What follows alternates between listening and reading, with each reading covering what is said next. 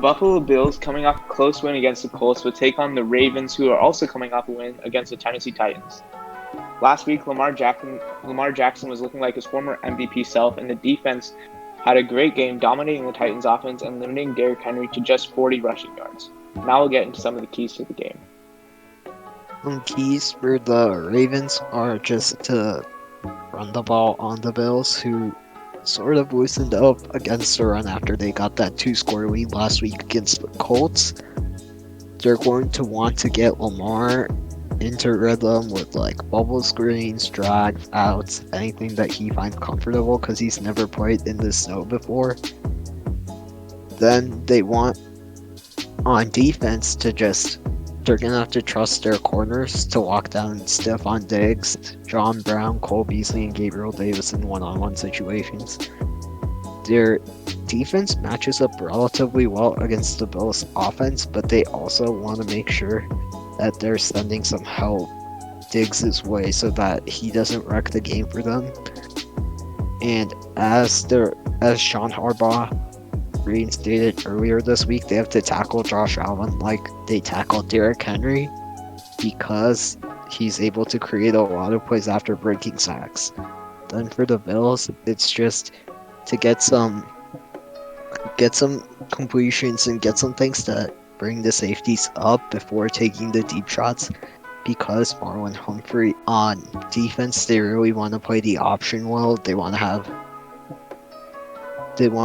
their linebackers not to lose eye discipline or not take the eye candy per se.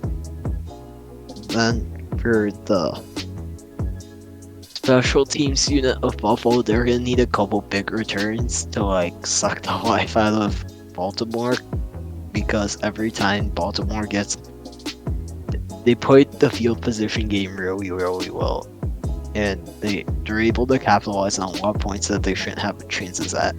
The Ravens had a few guys who did not practice on Wednesday. Outside linebacker Matthew Judon and cornerback Marcus Peters, who are both key pieces on the defensive side and would be greatly missed if they did not play.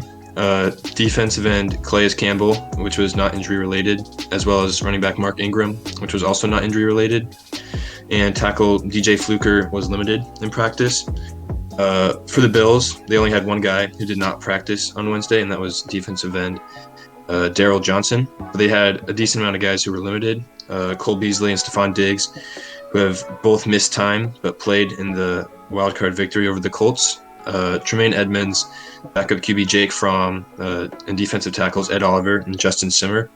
And kicker Tyler Bass was full practice. I have the Bills winning 17-14. This could be a pretty low-scoring game between two really good defenses. I just think that the Bills have too much firepower on offense to go out like this to a team that's shown some vulnerability in terms of pass defense in recent weeks. I'm going to agree with that. I don't think it's going to be that low scoring, as both offenses have a lot of firepower, with like Josh Allen, Stefon Diggs on the Bills, and Lamar Jackson, and a strong run game on the Ravens. I think the score is going to be around 24-17 or maybe 28-21, something around that. I think the Bills do win by one touchdown because of how much of a game breaker Stefon Diggs is. Yeah, I'm going to go with the Bills as well. I'm going to say about 30-27. I think it's going to be a high-scoring game. Yeah, I got the Bills winning as well. Actually, I have them same score, 30-27. I think it'll be a great game. It's two great quarterbacks in Josh Allen and Lamar Jackson. The Bills will have the slight home field advantage with the weather, and also I believe they'll have some fans there. I think it'll be a really close game, and I just think the Bills have more weapons than the Ravens, so that's why I think they'll win. Alright, that'll do it for the video. Please do like and subscribe if you like this content, and comment down below who you think is going to win the game.